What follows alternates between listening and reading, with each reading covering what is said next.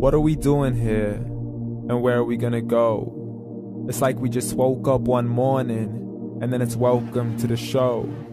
Don't ask any questions, just go with the flow. Make as much money as you can and try your best not to get broke. Copy everything you see on the TV, from the hairstyles to the clothes, and don't think too often, just do exactly as you're told. And if you ever get confused, then just turn towards the alcohol. You'll still hear your thoughts, then just turn up the radio as you learn to live a lifestyle of drugs, sex, and rock and roll. But in all honesty, I just need to know, is there more to the cycle than growing and getting old? Living and dying just to leave behind a happy home and a whole lot of property that somebody else is going to own.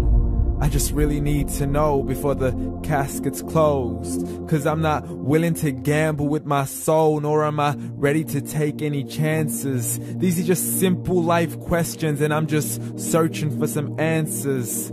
Like, what are we doing here? And what is our purpose? How did we get here, and who made us so perfect? And what happens once we go, or is this world all really worth it? Questions we don't answer because apparently we don't really have to. There's no purpose to this life and our existence is merely natural. Then in that case, please let me ask you, did you create yourself, or was it somebody else who had fashioned you? 'Cause you're a being that's impeccable, faultless and unparalleled. You're a product of supreme intelligence and I'm merely being rational. For there isn't a camera on this earth that can come close to the human eye, nor a computer that can compete alongside the human mind. And if the whole world was to come together, we wouldn't be able to create a single fly. So many signs, yet we still deny. As science tries to justify that all this could come from none, when it's a simple sum. 0 plus 0 plus 0 cannot possibly ever give you 1. So from where did all this order come? For everything has its origins, a maker, a creator of its own. I mean, the only reason you're watching this video is because somebody had to press upload.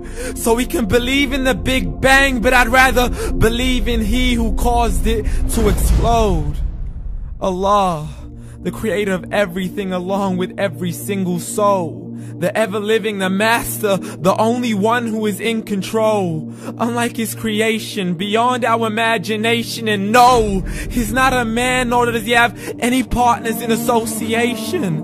He's on his own. And no, he did not ever leave us alone. Just like every manufacturer, he left us with an instruction manual. The Quran and Islam, and I'm sorry to jump to conclusions, but it's the only one possible. The only definition of God is the one and only supreme being. It's logical, a book with 0 contradictions, with miracles that are both scientific and historical, all revealed over 1400 years ago. Like the detailed description of the human embryo. The descriptions of the human embryo in the Quran cannot be based on scientific knowledge in the 7th century. To the mountains as pegs holding firm the earth below, and the 2 seas that don't mix in a complete separate flow. To the planets in orbit, alternating night and day as they stay in flow. The expansion of the universe and the creation of everything from H2O.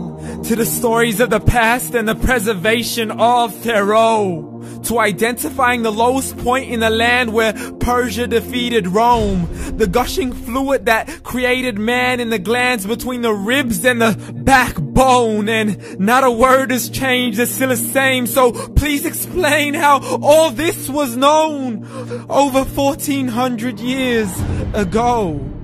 To a man who couldn't read or write, as he would recite whatever the angels spoke.